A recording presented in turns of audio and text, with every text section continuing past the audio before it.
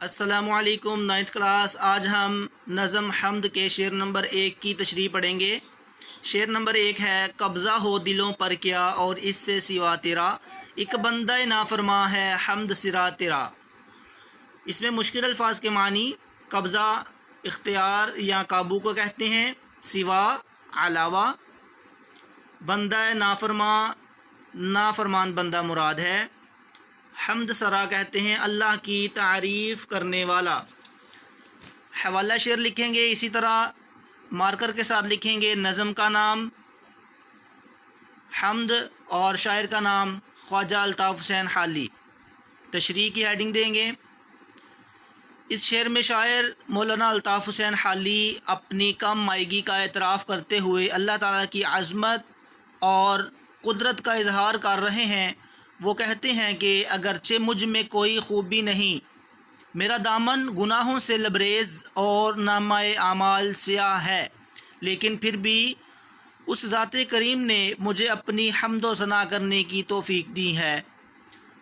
اس ذات کا لطف و کرم ہے کہ میری نافرمانیوں کے باوجود وہ مجھ پر اپنی رحمت کی برکھا برساتا رہتا ہے۔ بقول شاعر: تو نے مشت خاک کو بخشی ضیائے آفتاب، تو نے مشت خاک کو بخشی ضیائے آفتاب، اے خدا تیرے کرم کی انتہا کوئی نہیں۔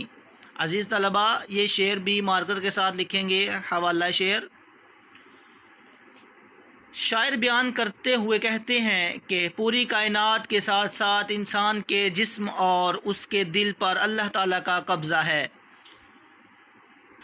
اس قبضے کی اس سے بڑھ کر اور کیا دلیل ہوگی کہ مجھ جیسا نافرمان بندہ بھی اللہ تعالیٰ کی تعریف بیان کر رہا ہے۔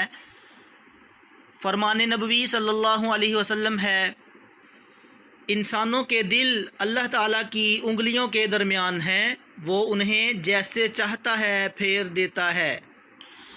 یہ اللہ تعالیٰ کا قبضہ اور قدرت ہے کہ وہ جس انسان کے دل کو چاہے اور جس طرف چاہے موڑ دیتا ہے۔ اللہ تعالیٰ اپنے بندوں پر بہت مہربان ہے اور ان کے گناہوں کے باوجود ان پر اپنی رحمت کرتا رہتا ہے۔ انسان خطا کا پتلا ہے اور گناہوں سے اپنے دامن کو آلودہ کرتا رہتا ہے، مگر اللہ تعالیٰ کی رحمت بہت وسیع ہے۔ انسان کے گناہوں کے دریا اللہ تعالیٰ کی رحمت کے سمندر میں گر کر اپنا وجود کھو دیتے ہیں۔ بقول شاعر: ہم نے تو جہنم کی بہت کی تدبیر، لیکن تیری رحمت نے گوارا نہ کیا۔ شاعر اپنے گناہوں کا اعتراف کر رہے ہیں اور اپنے گناہوں کا اعتراف بذات خود ایک نیکی ہے۔ انسان جب اپنے گناہوں کا اعتراف کرتا ہے تو رحمت خداوندی جوش میں آ جاتی ہے۔